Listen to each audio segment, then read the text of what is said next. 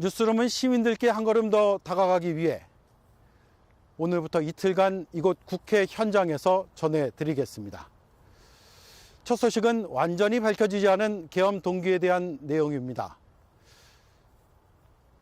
JTBC는 김건희 씨의 수사를 막기 위해 대통령 부부가 어떤 일까지 했는지 치열하게 추적해왔습니다. 새로운 범죄 혐의와 직결될 수 있고 계엄의 동기가 무엇인지 그 진실에 조금 더 다가갈 수 있기 때문입니다.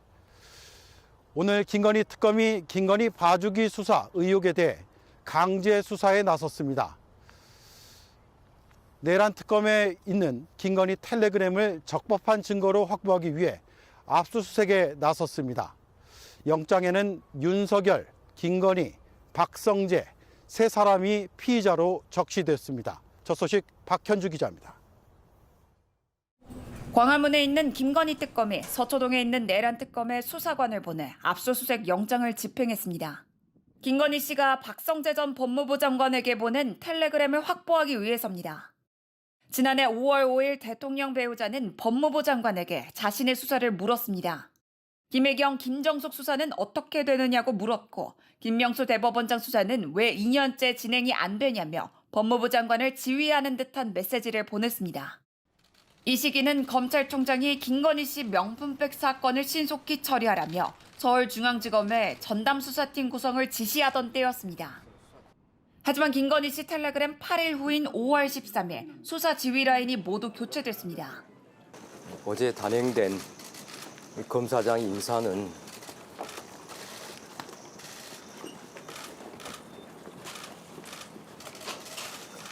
제가 이에 대해서 더 말씀드리지 않겠습니다. 메시지는 계속 이어집니다.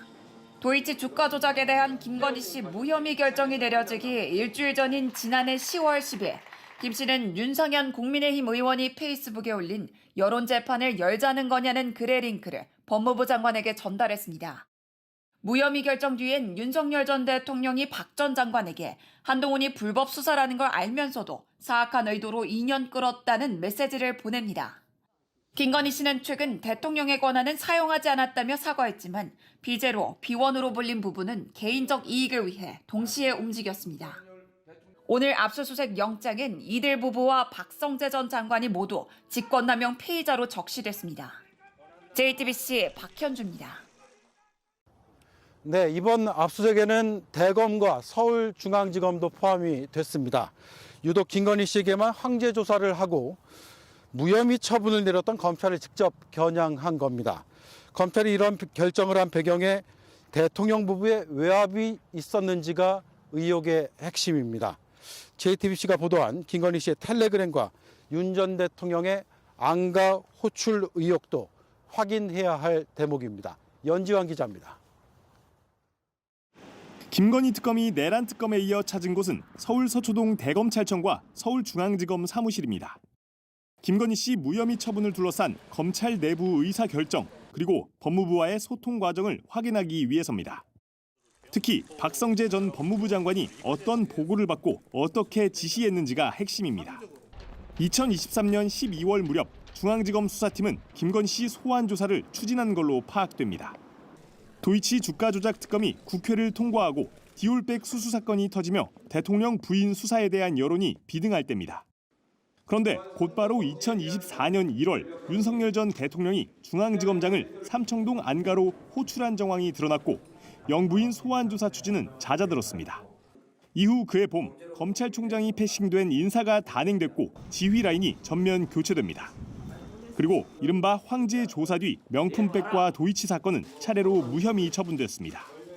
이 사건을 기소하는 게 너한테 훨씬 좋다라는 말씀들을 많이 하셨습니다. 제가 아무리 정치적으로 어떤 요구를 받는다고 해서 기소한다거나 알겠습니다. 처리를 미룬다거나 이게 더 정치검사라고 생각했습니다. 오늘 대검과 중앙지검 압수수색 영장엔 성명불상자의 직권남용 혐의가 적시됐습니다. 검찰을 직접 피의자로 겨냥한 건데 내부에서 무혐의 결정을 두고 어떤 보고들이 오갔는지 확인하며 피의자를 특정할 계획입니다. 이 과정에서 JTBC가 보도한 윤 전 대통령의 안가 호출이 무혐의 처분에 어떤 역할을 했는지도 확인될 것으로 보입니다. JTBC 연지환입니다. 네, 특검이 검찰을 대대적으로 압수수색한 배경과 1년 전 오늘을 견주어 보면 김건희 씨와 김 씨를 무혐의 처분한 검사들의 의혹은 더 규명해야 할 부분입니다. 1년 전 오늘 바로 이 국회에서 그 검사 3명에 대한 탄핵안이 보고됐습니다. 이를 두고 당시 윤석열 대통령은 도를 넘는 것이라고 두고 넘길 수 없다고 했습니다. 내란의 카운트다운은 그렇게 시작됐습니다. 오원석 기자가 보도합니다. 개엄 이틀 전인 2024년 12월 1일 오전 11시 당시 윤석열 대통령은 내란 2인자 김용현 국방부 장관을 관저로 호출했습니다. 내일 검사 3명 탄핵을 계획대로 하면 도를 넘는 것이니 더 이상 두고 넘길 수 없다며 비상계엄 의지를 드러냈습니다. 다음 날인 1년 전 오늘 12월 2일 국회는 예정대로 움직였습니다.